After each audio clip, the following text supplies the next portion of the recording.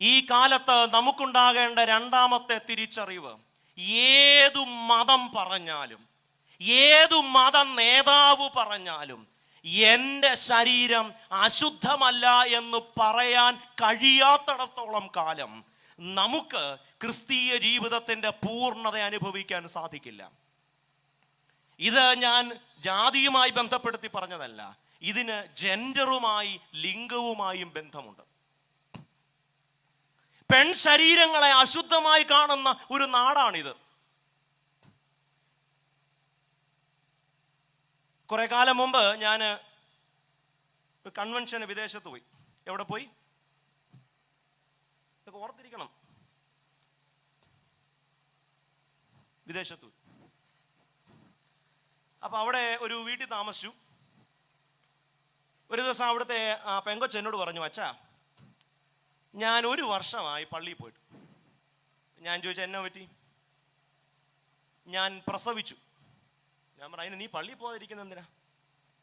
ഇവർ രണ്ടുപേരും വലിയ ബിരുദങ്ങളുള്ളവരാ, എംടെക്കുകാരാ, വിദേശ യൂണിവേഴ്സിറ്റികളിലൊക്കെ പഠിച്ചവരാ. എൻ്റെ ഭർത്താവ് എന്നെ പള്ളിയിൽ പോകാൻ സമ്മതിക്കില്ല. കാരണം മാമോദീസ കഴിയുന്നത് വരെ ഞാൻ അശുദ്ധയാണ്. അതുകൊണ്ട് പള്ളിയിൽ പോകരുതെന്നാണ് എൻ്റെ ഭർത്താവ് എന്നോട് പറഞ്ഞിരിക്കുന്നത്.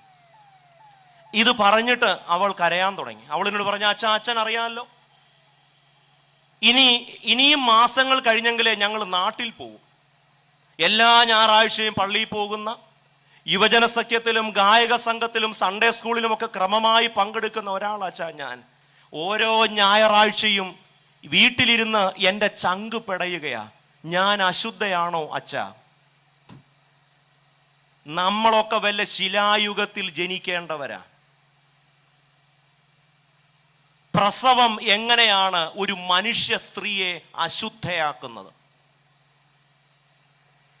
ഇത് എന്ത് കോമൺ സെൻസ് ആണെന്ന് എനിക്കറിയാം. സത്യം പറഞ്ഞാൽ നമ്മളൊക്കെ ഇന്ത്യൻ ടൈ കെട്ടിക്കൊണ്ട് നടക്കേണ്ട കാലത്ത് ജീവിക്കേണ്ടവരാ. 21-ാം നൂറ്റാണ്ടിന് പറ്റിയവരല്ല നമ്മൾ. ഒരു പട്ടക്കാരൻ അല്ലെങ്കിൽ ഒരു വൈദികൻ, ഒരു മെത്രാൻ കല്യാണം നടത്തി ആശീർവദിക്കുമ്പോൾ എന്താ പറയുന്നത്?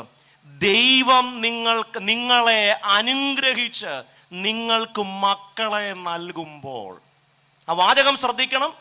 ദൈവം നിങ്ങളെ അനുഗ്രഹിച്ച് നിങ്ങൾക്ക് മക്കളെ നൽകുമ്പോൾ എന്ന് പറഞ്ഞാൽ മക്കൾ ഉണ്ടാവുന്നത് ദൈവത്തിൻ്റെ അനുഗ്രഹമാണ്. ഈ അനുഗ്രഹം എങ്ങനെയാണ് നിങ്ങളെ അശുദ്ധയാക്കുന്നത്?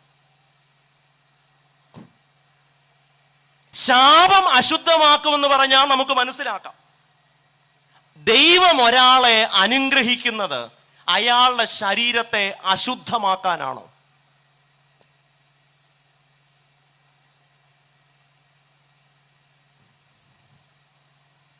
കുറച്ച് കാര്യങ്ങളോടൊക്കെ പറയണമെന്നുണ്ട്.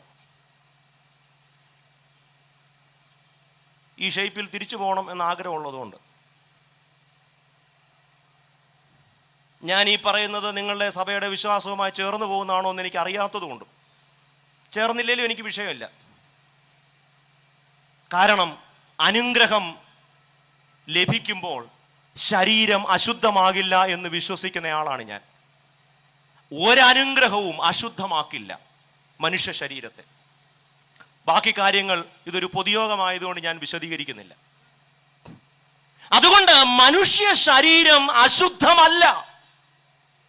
ആണാവട്ടെ, പെണ്ണാവട്ടെ, അവർണനാവട്ടെ, സവർണനാവട്ടെ, മനുഷ്യ ശരീരം അശുദ്ധമാണ് എന്ന് പറയാനുള്ള അധികാരം ഒരു മതത്തിനോ ഒരു മത നേതാവിനോ ദൈവം നൽകിയിട്ടില്ല. അത് പറയാനുള്ള അധികാരം പരമകാരുണികനായ ദൈവത്തിന് മാത്രമാണ്. ദൈവത്തിൻ്റെ അധികാരത്തിൽ നമ്മൾ കൈകടത്തരുത്. ഇവിടെ പത്രോസ് പറയുകയാണ്, ഒരു മനുഷ്യനെയും ഒരു മനുഷ്യ ശരീരത്തെയും മലിനമെന്നോ അശുദ്ധമെന്നോ പറയരുതെന്ന് ദൈവം എനിക്ക്. ആ വാചകം നിങ്ങൾ ശ്രദ്ധിക്കണം. അന്യജാതിക്കാരൻ്റെ അടുക്കൽ പോകരുത്, അവനുമായി പെരുമാറ്റം ചെയ്യരുത്, ഇതൊക്കെ യഹൂദന് നിഷേധിച്ചിരിക്കുകയാണ്.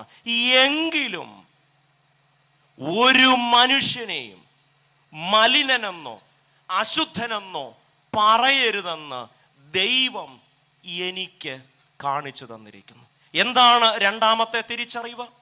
ഇനിമേലാൽ ഒരു മനുഷ്യ ശരീരത്തെയും നോക്കി നിന്റെ ശരീരം അശുദ്ധമാണ് എന്ന് പറയരുത്. ഇതാണ് പത്രോസിനുണ്ടാകുന്ന രണ്ടാമത്തെ തിരിച്ചറിവ്. ശരീരത്തിൻ്റെ അന്തസ്സ് വീണ്ടെടുക്കലാണ് മാനസാന്തരം.